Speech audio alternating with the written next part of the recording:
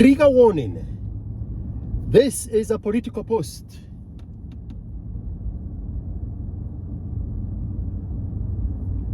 Where do we start?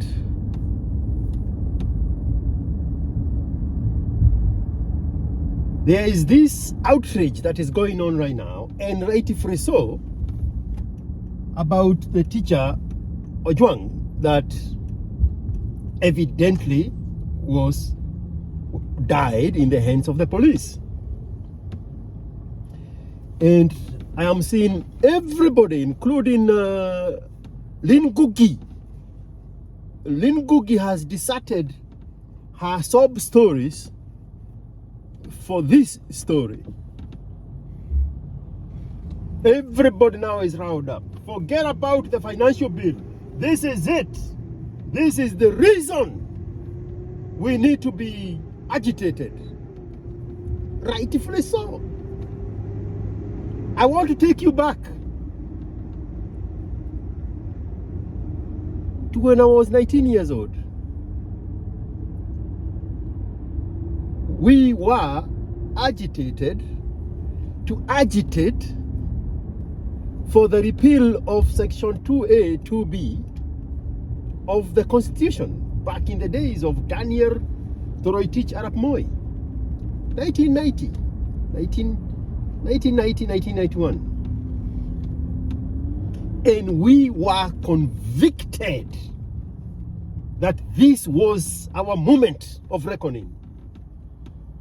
At the time, Charles Rubia and Kenneth Matiba, both cabinet secretaries, cabinet ministers in Moi government, had been grabbed in what now the Gen Zs are calling kidnapped and put in detention without trial. It was a thing those days because they were agitating for multi-party democracy.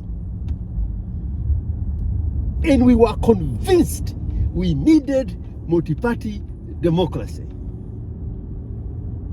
So in 1990, I remember so well, at Ihora Stadium in Muranga, there was a huge meeting, political gathering that was taking place. They had just released Charles Rubia. He was frail, he was weak, but he was there. Gitobui Manyara was there. Paul Muite was there. Fiery James Orengo was there. Balala from Mombasa was there. Mirugi Karaoke was there. Ginyo Karaoke was there. Koigu Amwere was not. Because him and Charles Rubia were still in the Kenya.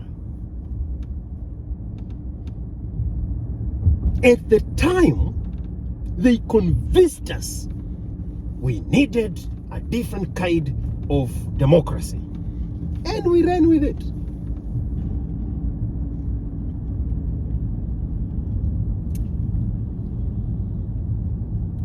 Who are we fighting for? What were we fighting for?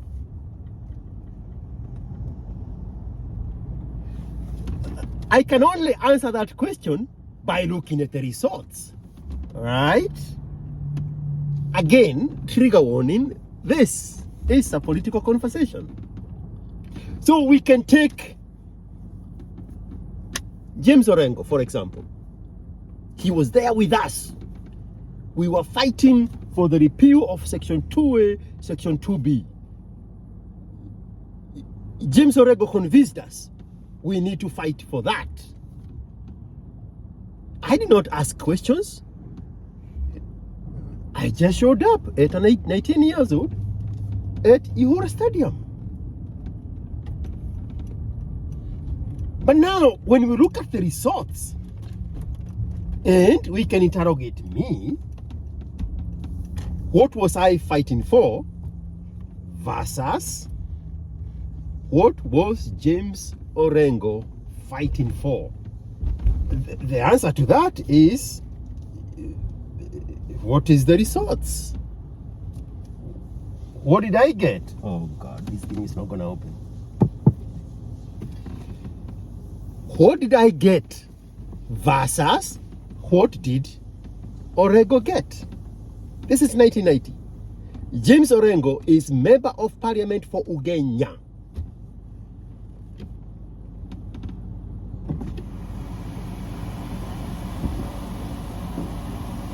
Hi.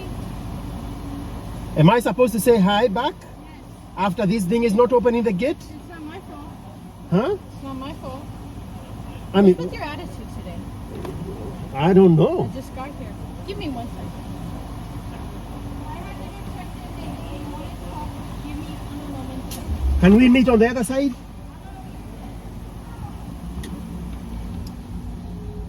My little thing here is not opening the gate to the car wash. So, what did I get? Now, Orengo will tell me, you got democracy. You got the right to vote for members of parliament.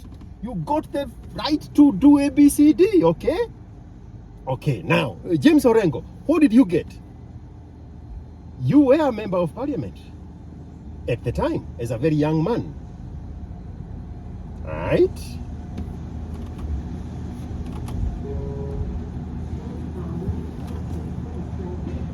So if we look at the results, what did James Orengo get? James Orengo got the constitution to be repealed, and he continued being member of parliament. James Orengo got another constitution to be repealed and create for him the position of senator. So by the time he's done serving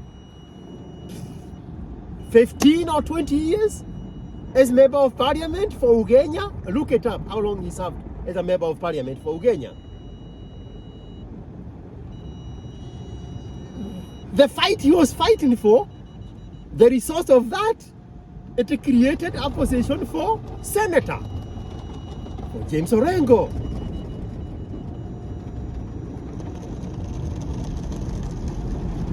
That same fight,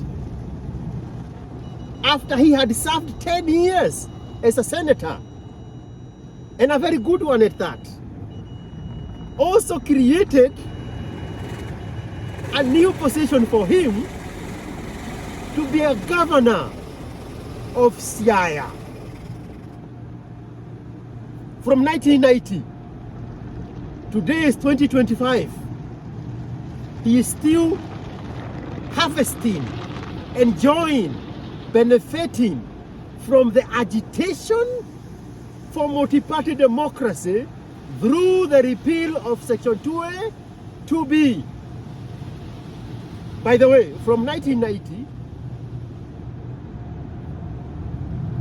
to 2025 is 35 years. 35 amigo. Mirogo miaka 35. That's what he has gotten so far. He continued being a member of parliament. He came back, created a new sub-repeal of the constitution, created for him 10 years of a senator. Now he is serving another 10 years as governor. And I was there at Ihora Stadium. Moi must go. Moi must go. Moi must go. And Orengo is like, yes, yes, yes. Moi must go. What did I get? Me, George, NGA. What did I get? Was it my fight to fight? Was it? Was it my fight to fight? I'm asking you. Was it my fight to fight? Or was it Orengo's fight to fight?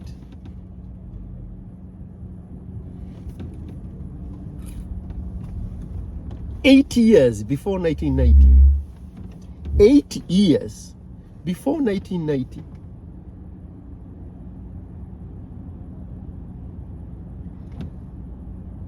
Raila Amolo Odinga agitated the generation of our fathers for the same exact cause. And him and Onyonka and some other guys planned the military overthrow of Daniel Moi's government, 1982.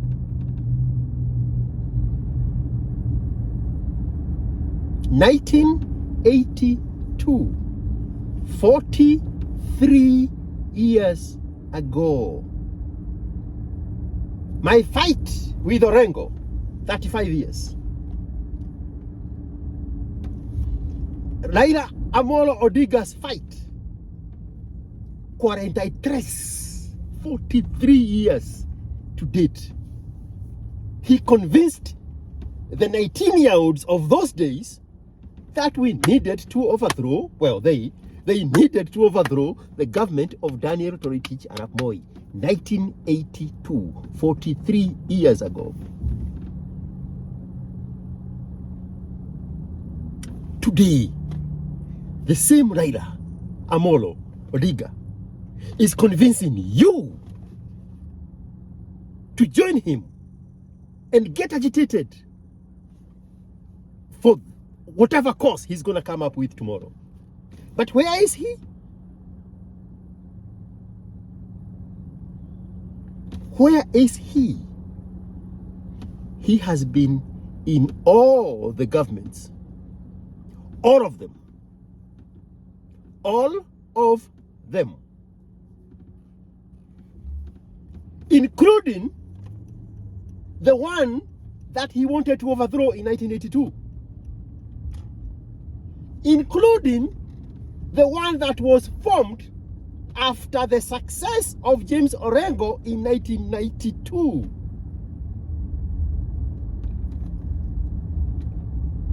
The reset of Daniel Toroitich arap Moi's new regime in 1992 for an extra 10 years. He was in that one. As a minister. As a minister.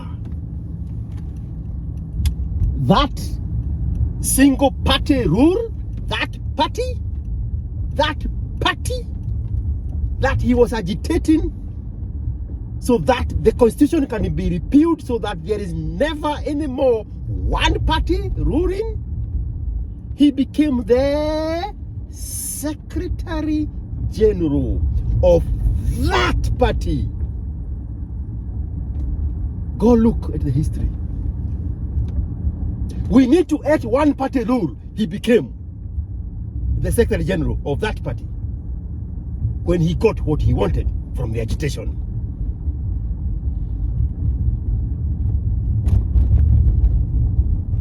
This is when Secretary Generals of a party meant something. The one before that was J.J. Kamodo. It was as powerful as a post as a government minister. Kanu, Secretary General, Raila Amolo Odinga, Minister for something. I can't remember what it was.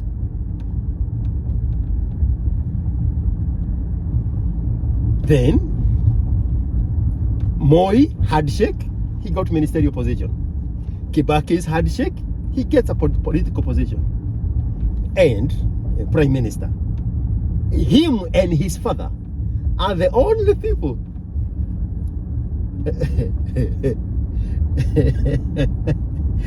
to be prime ministers in Kenya.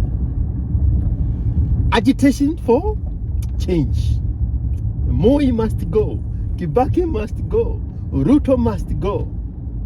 All those people at the front line with the bullhorn, they are participating in the same government. They are convincing you need to go. 43 years later, for Raila Odinga. Tomorrow he's going to come up with something and he's going to tell you, put a sufuria in your head. Not the one from the Indian store. No, the one you cooked with. The one you cooked in last night. Bring that sufuria. Maisha ni ngumu sana.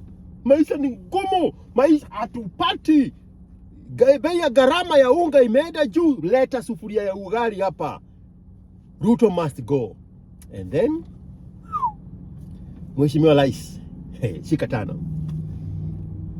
What was I fighting for at the age of 19? Now, we were at Mwalimu Ojwang. Ameuawa.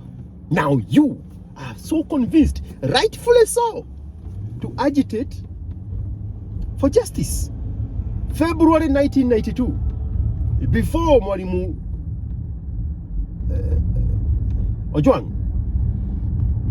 there was a student leader at the Kabete, Lower Kabete campus of the University of Nairobi. His name was Solomon Mulilo. 1992 February. He was bombed inside his dormitory by what was suspected to be the special branch of the Moi government. 1992. And just like tomorrow, people went and agitated for justice. For Solomon Mulilo, you were not born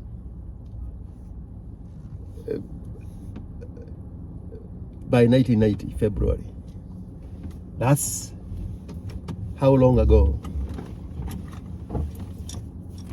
Solomon Mulilo has been dead, bombed in his dormitory by the special branch at the Lower Kabete campus in Kikuyu, what used to be Kikuyu back in the day, Kikuyu town.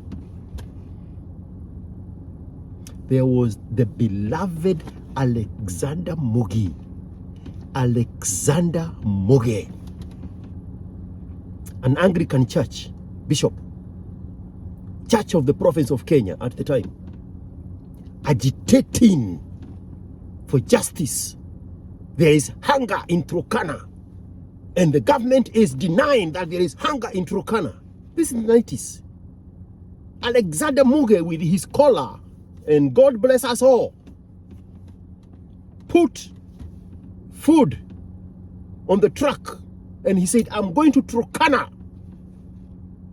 to prove to Nicholas Biwott and Daniel Toroitich Moi and Hezekiah Oyugi and Mohammed Galgalo and Yusuf Haji, the provincial administration, that are denying that there is no hunger in Turkana. I'm going to prove there is hunger in Turkana. On the way home, he was killed in Marakwet by a truck, a lorry, that has never been discovered for 30-something years. Governor Mutua, now a minister in the government, when he was government spokesman for Emilio Moi Kibaki, he denied that anybody was dying of hunger in Turkana. The same Turkana from 1990 that Bishop Alexander Muge was convincing us and was telling Moi he is hiding dead bodies of people who have died of hunger, and I'm going to be the champion of the dying people of Turkana. The same Turkana in the 2000s, when Alfred Mutua, a super smart guy, was the minister, or was the government spokesman for the Kibaki government, came on TV and said nobody is dying of hunger in Turkana. And if you have pictures, send them to me. The same Turkana. Justice for the dying. Mutua was government spokesman. Let's even say 5 years. And he became governor. 10 years. That's 15. And he went back to the government. Now he's on his 20-something year of serving in this security of tenure inside the system. Same as Orengo. Over 40-something years inside the government. And tomorrow, he's going to convince you how bad the current president is. Every presidency, he tells you that. But he stays in government. Raila Odinga. And some of you don't even know this. Raila Odinga agitated the Kenya Air Force to help him overthrow the government of Daniel Toroitich arap Moi in 1982. Ask him. 82. Your mother was not born in 1982. Raila Odinga is in the same system that he convinced you that he needs your help to overthrow. Metraiguithania.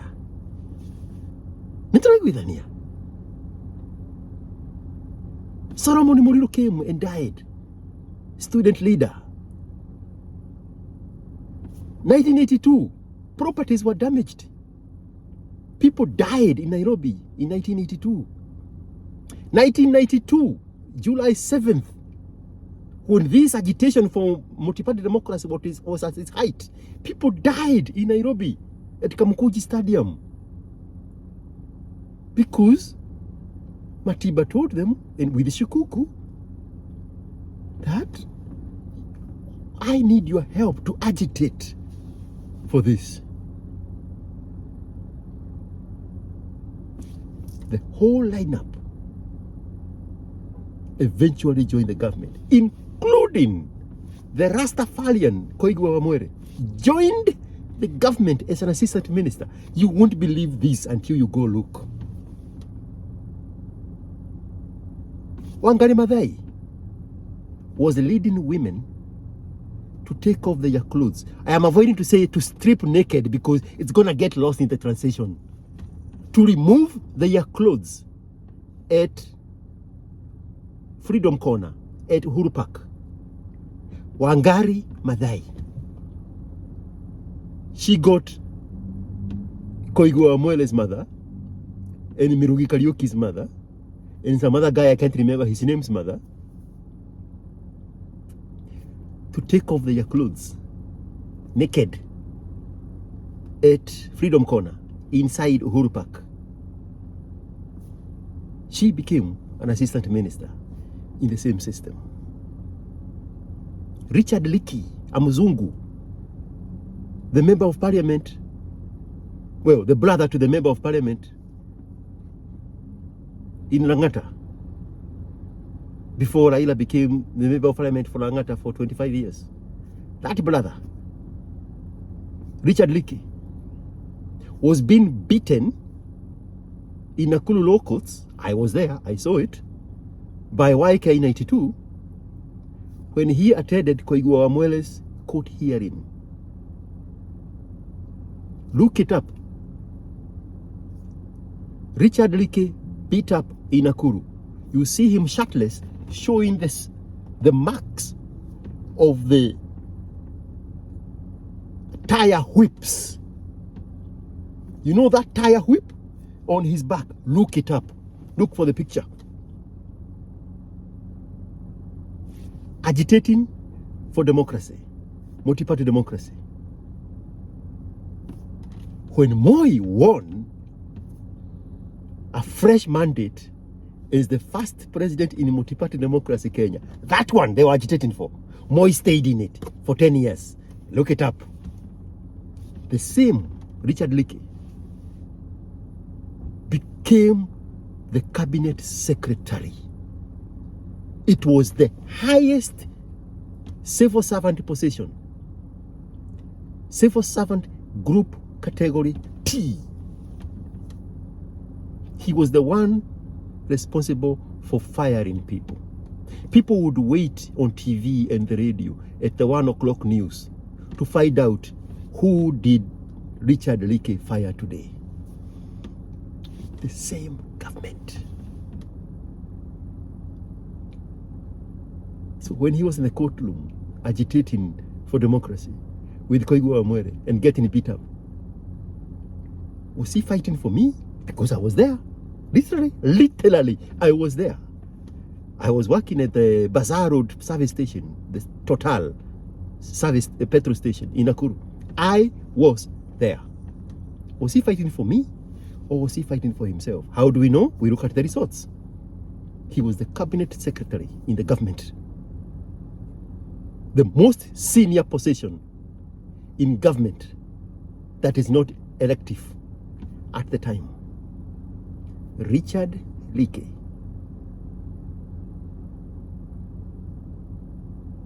What is there for you? Yeah, go riot with everybody else. Go riot with Laila. Go riot with Leakey. Laila is in government today, has been in government for 43 years. Leakey became the senior most non-political leader in government. Go riot with Orengo. Orengo gained himself an extra 35 years of political tenure. And along the way, people have been dying. People have been dying. But not those ones at the top. They tell you they are fighting the system, and then when everything comes down, you see them shaking hands. You see him getting his 3 billion. Ongeza kidogo. Na ngapi? Tatu. Bilioni tatu hapo. Bilioni tatu hapo. Handshake. Hakuna nusu mkate. Bilioni tatu hapo. What is there for you? The only way to find out what is there for you is for you to find out what's there for me. In overthrow the government of Raila in 1982. In repeal Section 2A, 2B, 1992. In 2002, when the same guy from 1982 is now inside the government, not just inside the government, he is the Secretary General, the senior most position in a political office. When Secretary General meant something. Basi anaia tuju na huyu mloya mwingine, senator. Those days it meant something. What is there for you? We justify every action that took place in my lifetime. We justify all of them. We justify all those deaths. Not justify, we validate their deaths. We validate their deaths as much as we validated the death of Solomon in February 1982, 1997 at Lower Kabete campus. The same way we are validating the death of Mwalimu Ojwang. Okay, what is on the next page? What is there for me? How do you know what is there for you? By looking at the results of what is there for me in 1982, in 1992, in 2002, in the Laila of 82, in the Laila of 92. Granted, Laila spent more time in detention without trial than Rubia and Kennedy Matiba combined. Granted.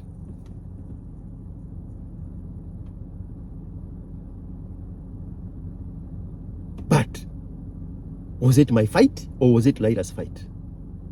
Was it my fight or was it James Orengo's fight?